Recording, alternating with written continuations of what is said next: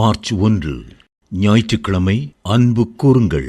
மலைகளை பேர்க்கத்தக்கதாக சகல விசுவாசம் உள்ளவனாயிருந்தாலும் அன்பு எனக்கு இராவிட்டால் நான் ஒன்றுமில்லை. 1 கொரிந்தியர் 13:2. உலகத்திலேயே தலை சிறந்தது விசுவாசம்தான் என்று அநேக பிரசங்கிமார்கள் வலியுறுத்துகிறார்கள். விசுவாசிக்கிறவனுக்கு எல்லாம் கூடும். விசுவாசித்தால் மலைகளை பெயர்ப்பது போன்ற அரிய பெரிய காரியங்களை செய்யலாம். நம்முடைய விசுவாசமே உலகத்தை ஜெயிக்கும் ஜெயம் என்று விசுவாசத்தை மட்டுமே வலியுறுத்தி கூறுகிறார்கள். நல்லது, விசுவாசம் அத்தியாவசியமானதுதான். அதே நேரத்தில் அன்பின் முக்கியத்துவத்தை நாம் மறந்துவிடக்கூடாது. விசுவாசம், நம்பிக்கை, அன்பு ஆகிய மூன்றையும் ஒன்றாக நிறுத்தி வைத்து இதிலே எது பெரியது என்ற கேள்வியை அப்போஸ்தலனாகிய பவுல் எழுப்புகிறார். ஒருவேளை இதே கேள்வியை என்னிடத்தில் யாரும் கேட்டார், ஒரு வினாடி கூட தாமதியாமல் அன்பே பெரியது என்று பதில் கொடுப்பேன். 1 கொரிந்தியர் 13:13. ஒரு முறை ஒரு நியாய சாஸ்திரி இயேசுவினிடத்தில் வந்து, போதகரே, நியாய பிரமாணத்தில் உள்ள கற்பனைகளிலேயே எந்த கற்பனை பிரதானமானது என்று 10 கற்பனைகளையும் நினைவுபடுத்தி கேட்டான். அன்றைக்கு இஸ்ரவேல் ஜனங்களுக்கு 10 கட்டளைகள் மட்டுமல்ல, யூத ரபிமார் மொத்தம் 3600 சட்ட திட்டங்களை எழுதி கொடுத்திருந்தார்கள். யூதர்களுடைய புனித நூலாகிய தல்மெந்து என்ற புத்தகத்திலே இது காணப்படுகிறது.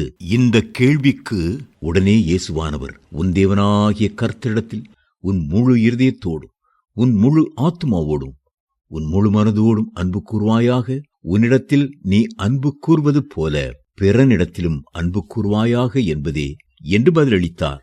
மத்தேயு 22:37-39. இவ்விரண்டு கற்பனைகளிலும் நியாயப்பிரமாணம் முழுமையும் தீர்க்க தரிசனங்களும் அடங்கி இருக்கிறது. மத்தேயு 22:40 என்றும் அவர் சொன்னார். கிறிஸ்து நம்மில் மட்டுமல்ல, சபையிலும் அன்பு கூர்ந்தார் என்று எபேசியர் 5:25 வாசிக்கிறோம்.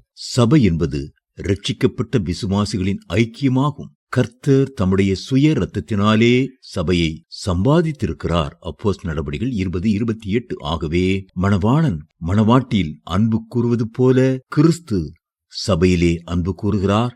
மட்டுமல்ல, சபையின் மூலமாக புறஜாதி மக்களுக்கும் தன்னுடைய அன்பை விளங்க பண்ண அவர் வைராக்கியமாயிருக்கிறார். ஒரு கிறிஸ்தவ பத்திரிகையிலே ஒரு முறை ஒரு ஜெபத்தை வாசித்தேன். அன்புள்ள தேவரீர், நீர் எங்கள் மேல் எவ்வளவு அன்பு வைத்தீர். நாங்கள் ஒருவரோடு ஒருவர் அன்பாயிருக்க வேண்டும் என்று போதித்தருளினீர். ஆனால் உம்முடைய பிள்ளைகளாகிய நாங்களோ அன்புக்கு பதிலாக பகையையும், பாசத்திற்கு பதிலாக பிரிவினையையும், விட்டுக் கொடுத்தலுக்கு பதிலாக பிடிவாதத்தையும், மனதுருக்கத்திற்கு பதிலாக பொறாமையையும் எரிச்சலையும் கை கொண்டு வருகிறோம். தேவனே, இந்த நிலைமையை மாற்றி உம்முடைய மகத்துவ அன்பினால் எங்களை நிரப்பியருளும். அன்பு என்னும் கயிற்றினால் எங்களை கட்டி இழுத்தருளும் என்று எழுதப்பட்டிருந்தது.